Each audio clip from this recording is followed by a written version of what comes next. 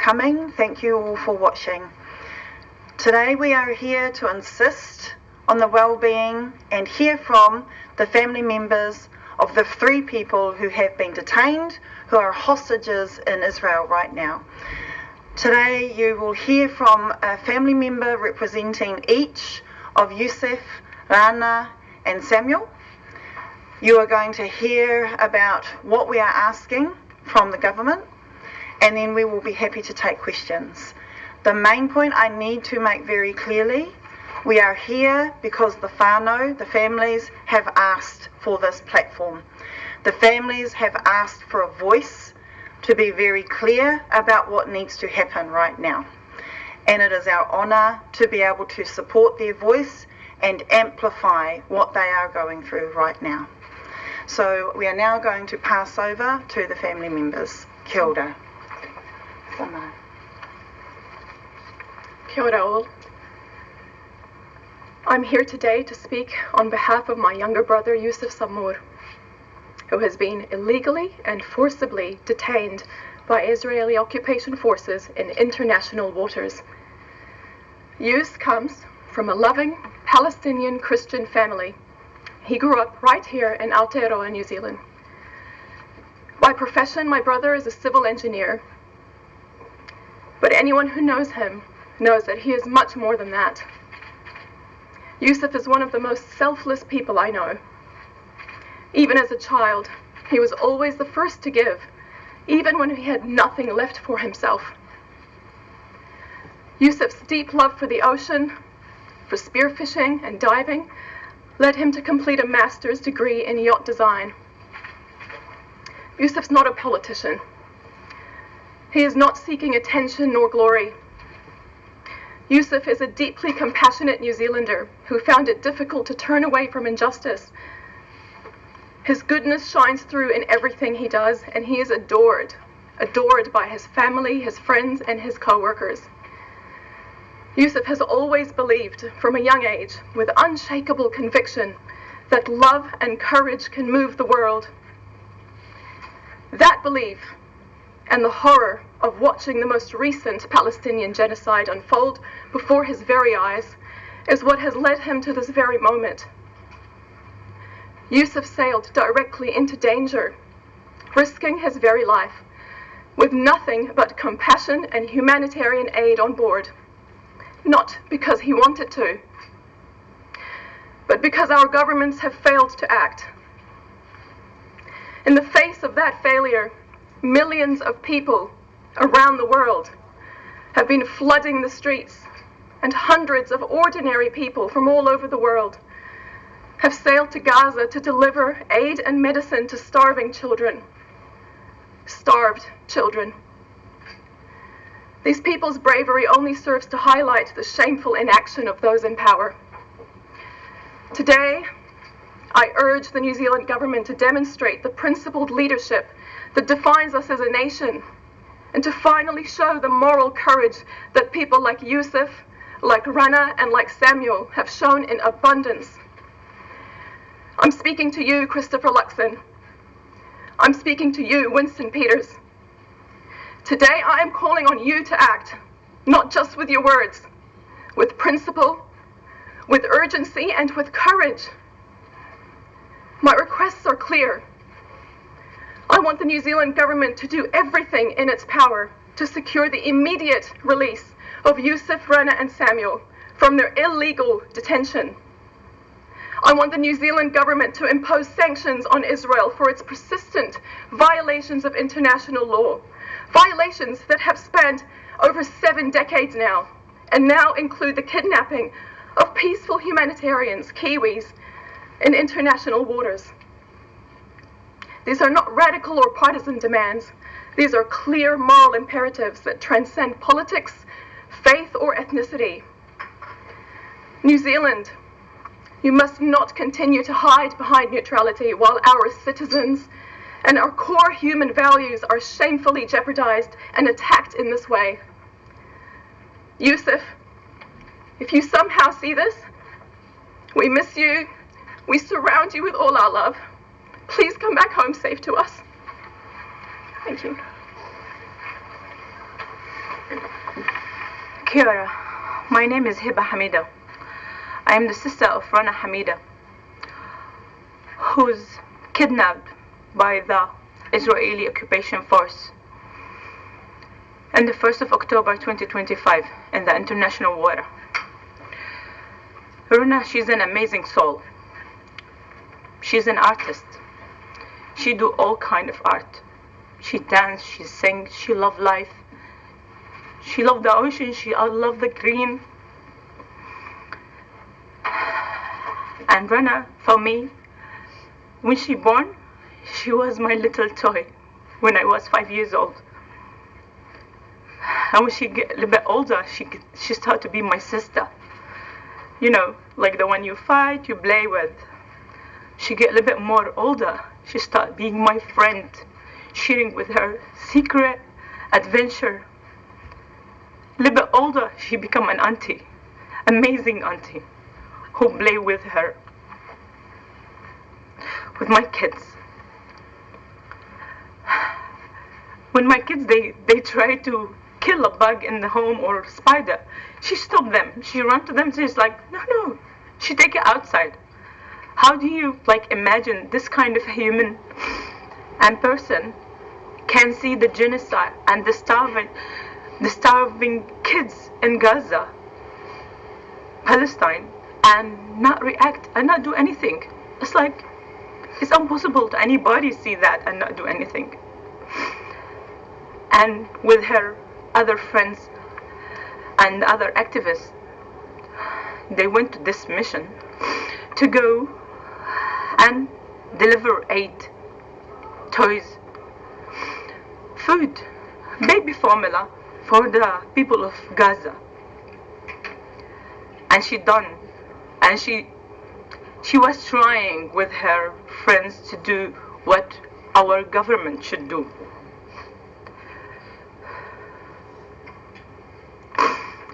Government failed all of us.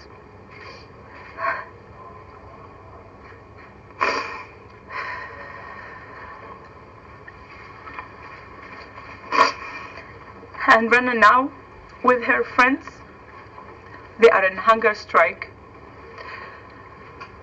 Solidarity with Palestinian in Gaza, and also because she wanna say, because she refused as well to sign to her waiver,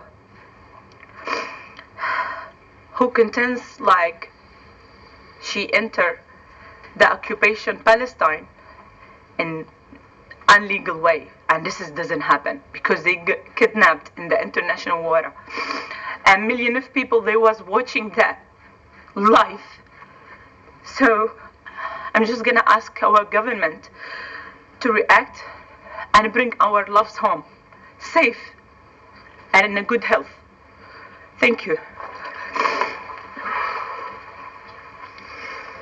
Kia ora te whānau, ko Adilis Tukuingoa, representing my wife Shelley and Samuel's brothers and sisters. Samuel's one of 8 children, and he grew up in Otaki, a little village north of Wellington. He's been raised on a farm, grew up milking a cow, grew up playing in a piece of paradise. He has had a formation from his kaumatua in our village and from his Catholic faith. He is a young man who is full of compassion. The last thing Samuel said on our communications when he was still at sea was, please keep the focus on Yosef and Rana. When Palestinians come into Israeli jails, they suffer a great deal. Please keep the focus and the eyes of the country on them. I am very worried about Samuel as he sits in a cell right now, in a cage, crammed in with many other people. He probably has injuries on his wrists from being zip tied. He has been without water and legal representation. What I'm really worried about is Samuel having his heart broken He has got so close, they've all got so close to that beach, and all of those supplies that they have been carrying and organising for all these many weeks, got so close, and now they've all been spoiled, they've all been taken. And I think Samuel was, I'm so worried for him because I know his heart, I know my son, and his heart will be breaking because he failed. He failed. The ships didn't land and the supplies didn't get through. He spent the early part of this year with 3,000 other ordinary people trying to walk across the Sinai desert, carrying milk powder, carrying supplies. Day after day, they tried to get across that desert and got turned back again and again, and they failed. And so he's sitting there now, and he's looking at the wreckage of all his efforts, and I'm worried he's heartbroken. I'm also worried that he's heartbroken because the country that he loves, he is ashamed. He is ashamed of his leaders. He is ashamed of his country. When faced with the choice of supporting the Palestinians in the middle of a genocide and a starvation and amongst all these war crimes, our government is choosing to support and offer comfort and legitimacy to the Zionist regime. Our government is choosing the nation of Israel over the most vulnerable and persecuted people in the region. And I think that is going to be heartbreaking for Samuel. And he has to come back, and he has to come back to his home, and he won't know it, he can't recognise it, because this is not the country he thought he belonged to. And I fear for that. A heartbreak is a very difficult thing to heal. Not long ago, I don't think he knew how to spell the word genocide. And now he's in a position to school our leaders on the subject. Our leaders who have no idea, who willingly refuse to accept what we're all seeing on our television screens night after night. The heartbreaking images of a nation that has suffered the explosives equivalent to 2 atomic bombs. It has been annihilated, and our country's leaders are looking the other way. I'm worried for Samuel. I don't know how Israel comes back from. How do you come back from genocide? All I know is what we can do, and we can call on our government to stop sporting cultural or business ties with this regime. This regime is a pariah, it's a killer, it's a breaker of all international laws, and it is a rogue state. We've been told for so many years that Israel is a beacon of light. Now it is a beacon of genocide. It is no beacon of light. It is a beacon of war crimes and mass murder. And it needs to be called out, it needs to be shamed, and it needs to find a way back. Israel has repented in the past. They've got a long story of repenting from all of their failures. That is the future that they have ahead of them. But we have to play our part, and our part is to be strong and stand firm with the Palestinians in the West Bank, in Gaza, and all of the thousands illegally locked up in jails.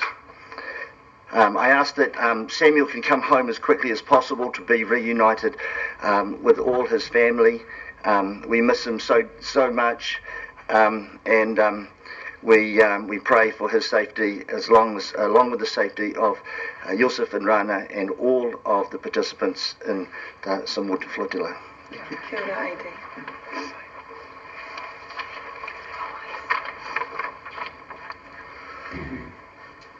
Tēnā koutou katoa. Ko Yasmin Sarhan tōku ingoa. I'm here in my capacity as a Palestinian New Zealander, and I'm here to reiterate the demands that we have of the New Zealand government and also of our allies and community members. We've heard directly from the whānau of participants of the Global Samud Flotilla of New Zealanders who've been abducted illegally in international waters. We're here to make really clear demands of the New Zealand government. First, we call on the New Zealand government to do everything in its power to bring back Yosef, Rana and Samuel home. We want the government to make clear what concrete actions they will take, and let the public know what those actions will be. Second, we call on the New Zealand government to condemn the illegal interception of the global Samud flotilla. And third, we call on the New Zealand government to sanction Israel as a means to apply pressure on Israel towards its standing current position, which is peacemaking. To our supporters, to our allies, to our friends, to our whānau, to all New Zealanders who want peace and justice around the world, we have two asks of you today. First, we ask you to call and book a meeting with your MP this week to demand that those sanctions are put in place. Every MP is currently personally responsible for the safety of our New Zealanders who've been illegally abducted. We need all MPs on board to bring them home. And second, we ask you to sign the petition for sanctions. It's a simple Google, Sanction Petition Action Station. Google it, it'll be the first link up there. Kia ora koutou.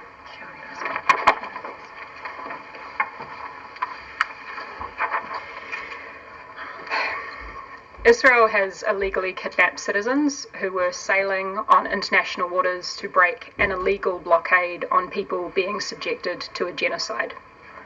Rana, Yusuf and Samuel did not have to do this. The hundreds of people on the flotilla did not have to do this. But they are doing what governments across the world are refusing to currently do. What tens of thousands of New Zealanders have taken to the streets calling for action on, and what millions worldwide are mobilising for.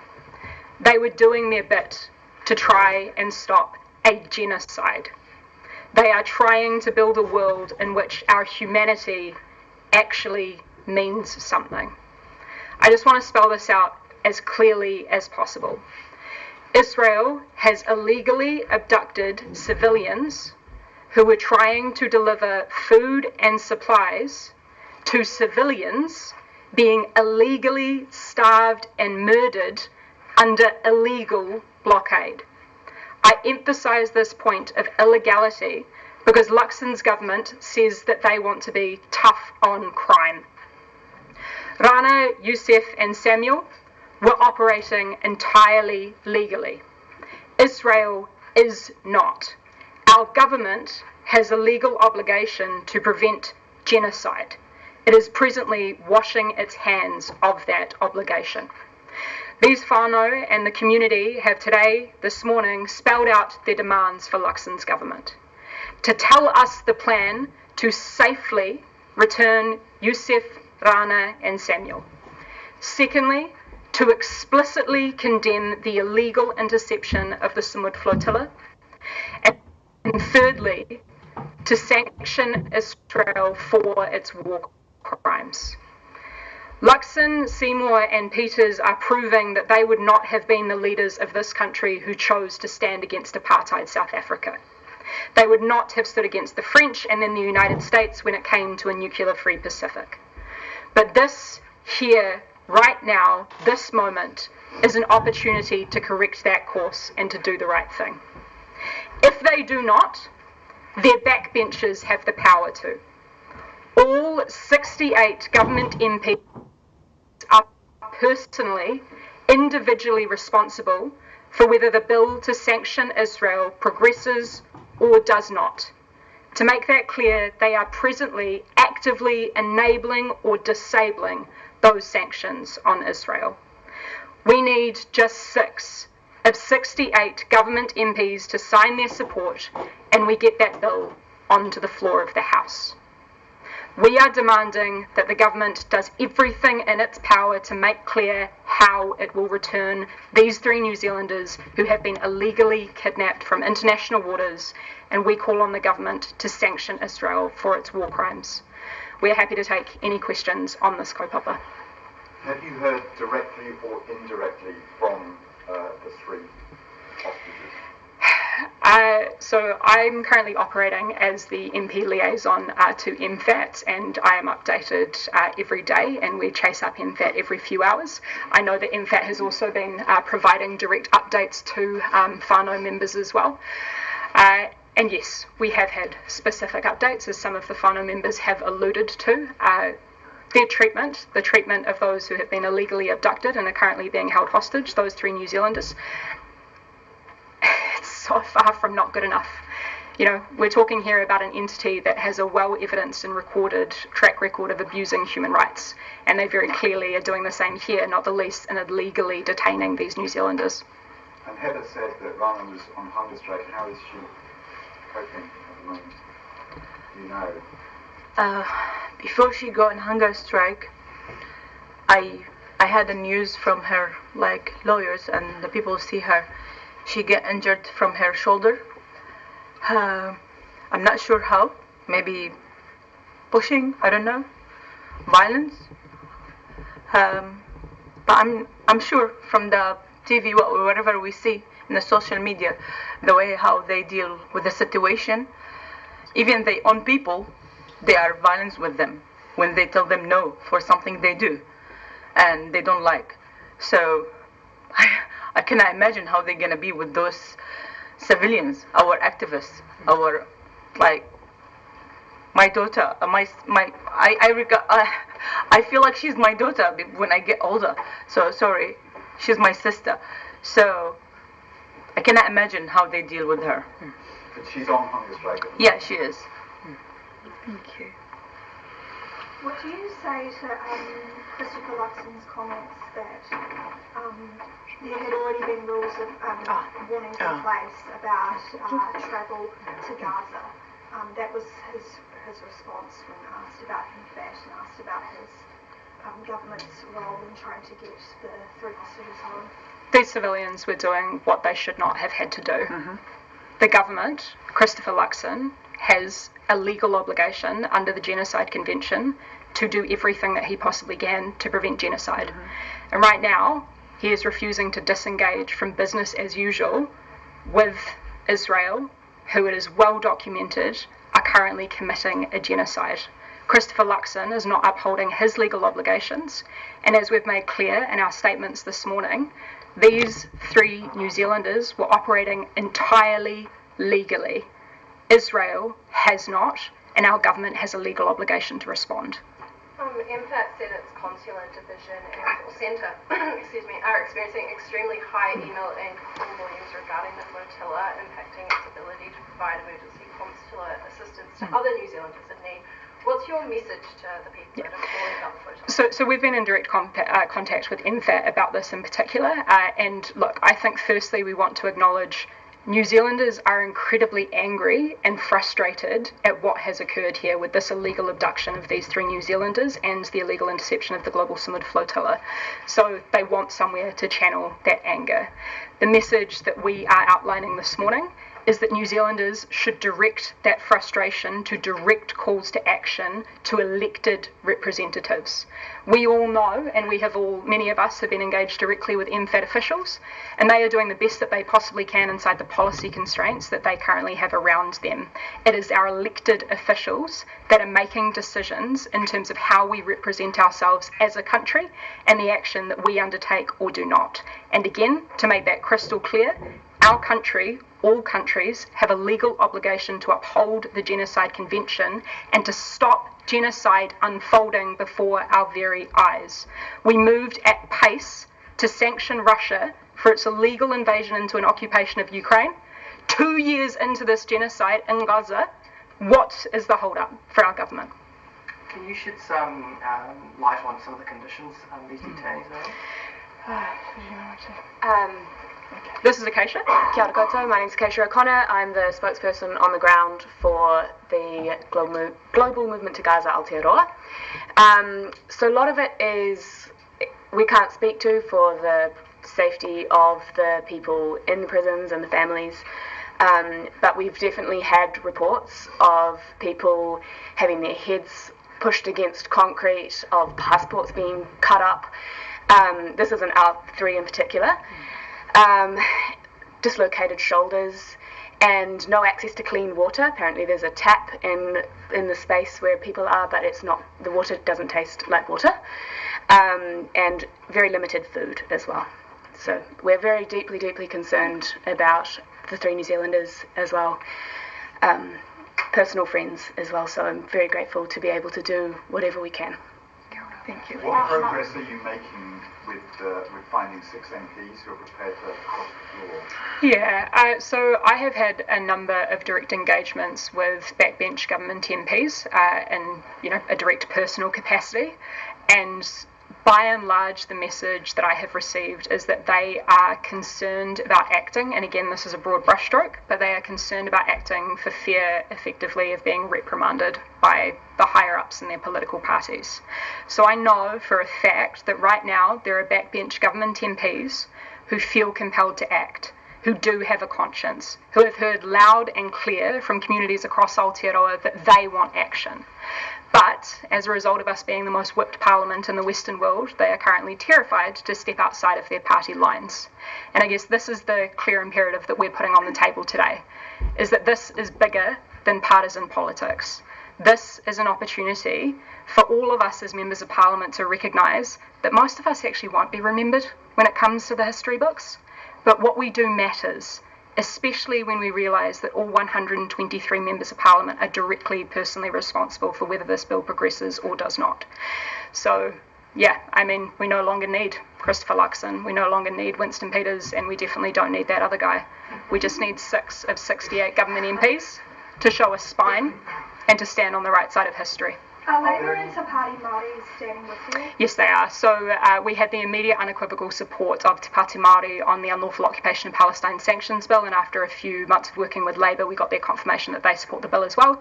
That takes us to 55 of the 61 necessary understanding orders or speakers' rulings, which then enables the bill to get to the floor of the House under a change that happened in 2020.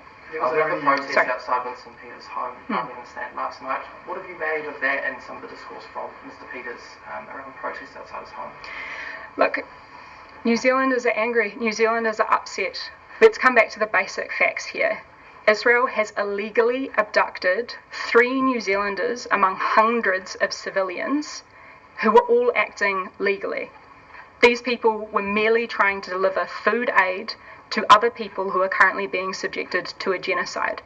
What kind of world are we being asked to accept where, for some reason, Palestinians are the ones who are needing to immediately justify themselves, as opposed to, again, these sanctions being applied to Israel for its war crimes? So I think if we just come back to the basic facts of human rights and justice, the fact that New Zealanders are wanting somewhere to express their frustration, and understandably that frustration is currently directly colliding with the members of parliament who are impediments to progress on this kaupapa. We know that there are other New Zealanders on board a boat attempting to break the blockade. Do you have any messages for the government about what it could be doing to protect them? How concerned are we about this? So some people spoke to the fact that this flotilla didn't make it through, but also there was a lot of wins. We did break the blockade for the first time since 2010, and while the Israeli Navy was dealing with the flotilla, illegally kidnapping people on the flotilla, people in Gaza were able to fish for the first time in a very long time. They were able to eat, and so this isn't a complete failure. And very shortly after, there is another boat, the Conscience, with Will Alexander and Ava Muller, 2 New Zealanders on it, and there are 11 boats from the 1,000 Madeleines to Gaza as well coming with them. And we can't give up, because we can't live in a world that is accepting genocide. And there were 26,000 people from all over the world that signed up to join the Global Samud Flotilla, and there are other organisations organising to do the same thing. And so we're going to have to keep going. We're going to have to get more boats, and we're going to have to keep trying, and we're going to have to go again and again and again until this blockade is broken and until Palestine is free. So in regards to your question about Will and Ava, we just hope that the government sorts itself out before they even get there, and that they demand that Israel doesn't kidnap them, that they let the aid through. They're carrying aid on their boat as well, and we hope that they've got a few days to really make some big changes in their policy.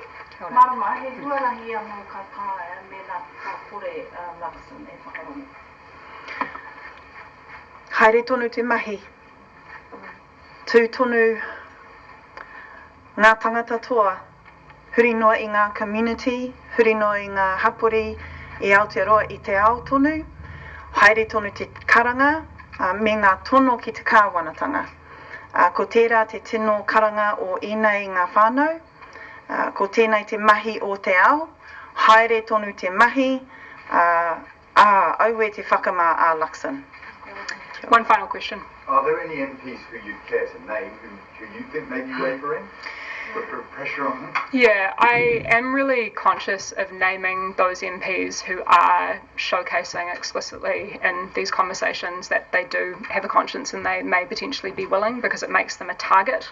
And I think that that probably exposes some of the big issues that we have with, our democracy at present, that we have this incredibly whipped, normalised way of operating with politicians not able to engage in broader conversations across party lines. So unfortunately, I'm going to be transparent with you. I'm not going to tell you the names of those MPs who are currently open to crossing the floor, because I think doing so would make them targets in the eyes of their leadership, and I do not think that is fair. But I would reiterate the call for New Zealanders who may be tuned into this to know that what they are doing is working by scheduling those meetings with their MPs and sitting face to face and talking through these issues with them. The excuses are whittling away. We know this because I get forwarded them every other day. We are seeing that those MPs no longer have a leg to stand on, and they are aware that a reckoning is coming. Any numbers though? Look, we would have the numbers if these MPs were not terrified of losing their jobs or their positions. All right. Thank you very much. Thank you very much for coming.